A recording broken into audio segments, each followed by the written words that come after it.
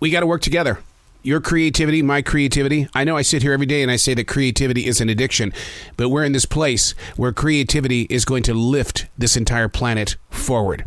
Because of COVID-19, a lot of businesses still aren't open. We've got to find creativity to get everybody back in forward emotion. Unplugged, because we will always say yes to creativity. Totally Uncut, because we all make mistakes. So turn it into a tool. This is Arroe Unplugged. There really are days where words fall freely onto this page, and I don't know. I just don't know how it happened. And I think what it's based on and what it's fed by is a tremendous amount of trust that is put into the writing hand, which somehow, by way of the elbow through the heart, it's connected to the universe, which right over someone's head right now, or someone's going, I'm out of here. We're not talking that stuff today. But I don't know. And that's what's fun about sitting down to have a conversation with other authors, is that many of them say the same thing. I'll ask them about, how did this character come into being? I don't know. And they'll sit there and they'll try to explain what they saw, what they felt, what they smelled, and it's like, I don't know. And it's okay to be in a position like that, because from your I don't know becomes a seed. That seed becomes a tree, becomes leaves, becomes a place of shelter for birds, becomes a page for a writer. His hand, his elbow, his heart, the universe. I don't know. Hey, it's Arroe. This is The Daily Mess, a chronological walk through an everyday world. I am a daily writer. I put trust in this because somehow, some way, this connection has opened up a lot of doors, avenues. It is really just getting to know who you are in the present place of now. You can spend all the time you want to in your past, and there's nothing you can do to change it. It happened. It's done. It's over with. Just enjoy the fact that you were there. Like it or not, you were there. And about your future, how many people are going to stand in the way of you trying to get where it is that you want to go when you are in control of your present place called now? This is The Daily Mess. Whew, this one's a deep one. We're going to have to talk about it. We're going to have to dig in. Grab your shovel. Identifying the cause creates the effect. Identifying the cause creates the effect. But what is it that you have planned for? Now, as a martial artist, the main goal is to be prepared. Not to go into battle, but to be aware. To know the layout by way of understanding the presence of self. Black belts don't walk into a war. Not at Martial Arts University. Our mission was to help heal, not to walk into a war. Heal.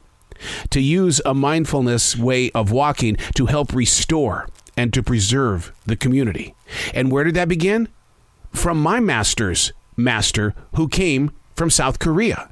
That was his walk-in way in life and how he changed that community in South Korea. The cause creates the effect. What is the present decision and where could it potentially grow? Restructuring the mind. It's a lifestyle that demands a cause and the awareness of the effect. And it has to involve more than just the mind, the body, the soul. Everything's got to come together as one. To listen to the atmosphere of being in the presence of now. Not to command or dominate the physical existence, but to be aware of the crack or the broken limbs on the leaning tree. What was the cause, and how will the effects infect where you presently walk? Do we have the knowledge to create a greater path? What will the effects be tomorrow? I run into this so often. Being a team leader, you see so much potential in raw talent. You look at them and you study them and you go, God, I know what you're going through because I have been there. I have seen the path that you're currently questioning or you're denying yourself from growing upon. But to get into the head and heart of a future leader begins with a cause and effect, trust and faith, ability and capability, and learning how to be able to be a leader without being a commander or a dominator is the challenge on this side.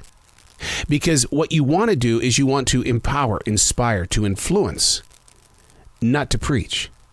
Not to sit there and say, do it this way, my way, or the highway. It doesn't work that way. Not in these modern times. And that's what a lot of modern day businesses are going to have to face as their doors begin to open again post-COVID-19. Because for over a year, those employees that did things remotely or were doing other careers, they also found a lot of freedom. They found a lot of space to be themselves. And that's where you've got to be able to look at yourself and say, how will this fall into place? How can we grow this cause into a positive effect? The question we shouldn't be asking today is, can the employee handle the new age of change? But rather the question should be, can the leader, department head, decision maker handle this new age of change? Cause and effect. I'm Arroe, and that's the Daily Mess.